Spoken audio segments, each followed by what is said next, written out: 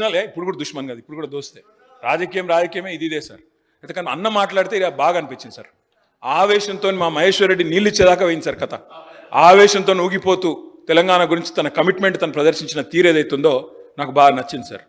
ముఖ్యమంత్రి గారు, నేను వారిని అభినందిస్తున్నా, పొన్నం ప్రభాకర్ గారిని. ముఖ్యమంత్రి గారి మధ్యలో 2-3 సార్లు ఒక మంచి ప్రతిపాదన పెట్టింది సార్. నేను కూడా గౌరవనీయులైన ముఖ్యమంత్రి గారికి, గౌరవ రాష్ట్ర మంత్రివర్గానికి ఒక ప్రతిపాదన పెడుతున్నా సార్.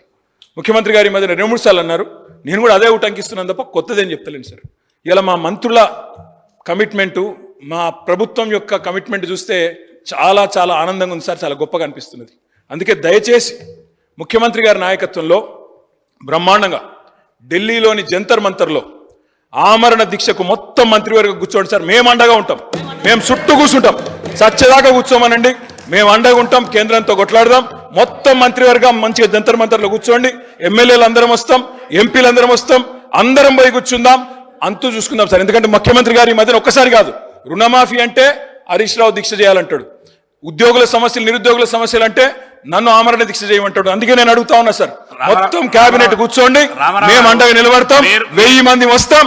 మీరు నిధులు తెచ్చుడో కేబినెట్ కు అంటే ఏం కావాలని నేను కోరుకోను సార్, ఆమరణ దీక్ష కూర్చోవాలని చెప్పి మనస్ఫూర్తిగా మీ కమిట్మెంట్ అభినందిస్తూ ధన్యవాదాలు. చావు నోట్లో తలబెట్టి తెలంగాణ సాధించడమని మేము ఎప్పుడు చెప్పుకోలే. 24 గంటలు తిరగకంటే ముందే నిమ్మకాయ రసం దాగి మేము నిమ్స్ హాస్పిటల్లో ఎక్కించుకొని మేము ఎప్పుడు దీక్షలు చేసి చావు నోట్లో తలబెట్టినమని అబద్ధాలు చెప్పలే. రెండవది, 100 రూపాయలు పెట్టి పెట్రోల్ కొనుక్కున్నాం కానీ 10 పైసలు పెట్టి అగ్గిపెట్టే కొనుక్కోక డ్రామా చేయడం ద్వారా శ్రీకాంతాచార్యని, ఓ ఈశాన్ రెడ్డిని, ఓ యాదయ్యను మేము బలి కొనలే. మేము ఎవరి శవాల ప్రాతిపదికనో, ఎవరి ప్రాణాల ప్రాతిపదికనో మేము అధికారంలోకి రావాలని కోరుకోలేదు.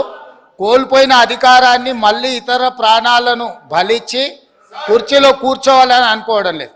అయితే తెలంగాణ రాష్ట్ర విశాల ప్రయోజనాల దృష్ట్యా అక్కడ కల్వకుంట్ల తారక రామారావు గారు, ఇక్కడ తన్నీర్ హరీష్ రావు గారు దీక్ష గురించి ప్రతిపాదించారు.